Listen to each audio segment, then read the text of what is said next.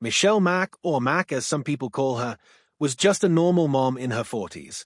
She lived in Arizona with her husband and kids. Nothing about her seemed suspicious. She ran a few online shops, mostly flipping cheap stuff for profit. She'd buy things in bulk or on sale, then resell them on Amazon, kind of like your everyday online hustler. Then, in 2012, Mac started something new. She opened a special Amazon store that sold expensive makeup, like Tarte, NARS, and Lancome. These were fancy brands people were willing to spend big money on. And Mac's little makeup store started doing pretty well. She kept all the products in her house, packed them up herself, and shipped them out. It was a small business, but it was working. But soon, that wasn't enough. At some point, Mac had a bold idea. She realized that if she stole the makeup instead of buying it, she'd keep 100% of the profits. That meant way more money. No more spending hundreds or thousands on products. Just take it and sell it. So she allegedly started doing just that. She'd walk into stores like Ulta and Sephora, grab a bunch of makeup and walk out. Then, she'd sell it on her Amazon store like nothing ever happened. And guess what? Her business took off. Fast. She was making more money than ever before. But as usual, that still wasn't enough for Mac. Soon, Mac came up with a bigger plan. What if she didn't have to do the stealing herself? What if she could get other people to do it for her? That's when she started putting together a team. A group of young women, mostly in their 20s, who were willing to shoplift for cash. They had long criminal records, but they were fast, bold, and knew how to get in and out without getting caught. Mac called them the California Girls. She trained them. She'd text them instructions, send them long lists of what to steal, and tell them which stores to hit. These girls would walk into Ulta, fill their bags with makeup, and sneak out without paying. Then, they'd deliver the stolen goods to Mac. She'd pay them well. One gal was making up to $57,000 a month. And Mac? She was raking in even more. Things got crazy after that. The California Girls were hitting stores all over California. And they were good at it. They almost never got caught. Mac was a strict boss. She'd stay on their case during the thefts, texting them constantly, making sure they didn't miss anything. And because it was working so well, she told them to bring their friends. Soon, there were over a dozen girls stealing for her. It started to look like some kind of illegal makeup MLM. But Mac didn't stop there. She told the girls to steal more than just makeup. She sent them to lens crafters to steal sunglasses. She made them grab designer bags. Everything from brushes to perfumes to eyeliners. If it had a price tag, she wanted it. And every single item ended up back at her house, ready to be sold on Amazon. By 2018, Mac was making so much money, she and her family packed up and moved from Arizona to California. They bought a huge house in Bonsall, a $1.3 million mansion with a pool, a hot tub, a wine cellar, and even a little church on the property. Yeah, a whole chapel. Nothing says forgive me, Father, like using stolen makeup money to fund a backyard church. Inside the house? A mini warehouse. Shelves and shelves of stolen goods. Everything organized. It looked like a legit store. But it wasn't. This wasn't some side hustle anymore. It was a massive criminal operation. And Mac was still hungry for more. Mac started sending the California Girls out of state. She gave them money for plane tickets, hotels, and rental cars. She'd send them to places like Texas, Florida, and Massachusetts. Same plan.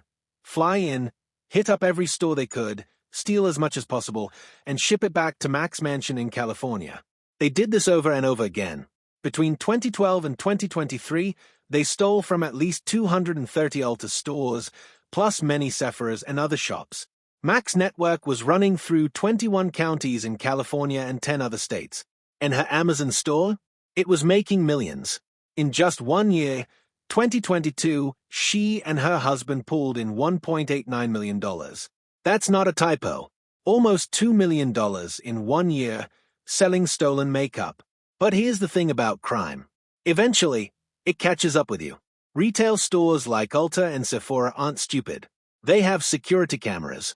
They track inventory. Even if they don't catch you in the act, they report the thefts and hand over footage to the police. And after years of shoplifting, the police finally got a break. In 2023, 2 of the California Girls were caught stealing from an Ulta on the East Coast.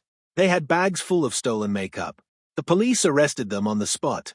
Then, they searched one of the girls' phones. Boom. They found dozens of messages from Mac. Detailed lists of what to steal. Instructions. Schedules. It was all there. The police now had a clear link between Mac and the entire operation. In December 2023, the police made their move. Agents from the California Highway Patrol, Homeland Security, and other departments raided Mac's giant mansion. What they found inside was wild. Over $300,000 in stolen goods. Every room looked like a warehouse. Boxes stacked to the ceiling. Shelves lined with high-end makeup, sunglasses, brushes, and more. They also found all the records, proof of the Amazon sales, payment records, and communication with the California girls. Mac and her husband Kenneth were arrested. Michelle and Kenneth Mack were charged with 140 felony counts. These were serious charges like grand theft, conspiracy, and organized retail crime. Basically, they were accused of being the leaders of a huge, organized operation that stole millions of dollars in makeup and other products. Their crime wasn't just stealing here and there, it was a well-planned scheme that went on for years. In June 2024, both Michelle and Kenneth agreed to take a plea deal. This meant they admitted their guilt in exchange for a lighter sentence. They were ready to face the consequences of their actions, but the deal didn't save them from what was coming. In January 2025, they were both sentenced to 5 years and 4 months in prison. It wasn't just their freedom that was taken away. The court also ordered them to sell their $2.35 million mansion. The money from the sale was supposed to help pay off the $3 million they owed in restitution to stores like Ulta and Sephora. This money was meant to help the companies recover some of the losses they suffered because of the thefts. As for the California girls, the young women who helped Michelle with the thefts, nobody knows for sure what happened to them. There are many theories. Most people believe that after getting caught, some of them cooperated with the police. They may have agreed to share information in exchange for avoiding jail time. This is a common way for the police to get more details about a crime ring and catch the people higher up in the operation. But since the details haven't been made public, it's unclear how much trouble the California girls actually got into or if any of them served time. For more than 10 years, Michelle Mack ran one of the biggest shoplifting rings in the United States. She didn't rob banks or hack computers. All she did was steal makeup, tiny things like lipstick, foundation, and mascara. But those small items added up. She found a way to turn stolen beauty products into a huge business that made her millions of dollars. She used Amazon to sell everything, and because no one checked too closely, her operation stayed hidden for years. Michelle proved just how easy it can be to take advantage of big websites like Amazon. She used the platform like her own personal store, even though most of what she sold was stolen.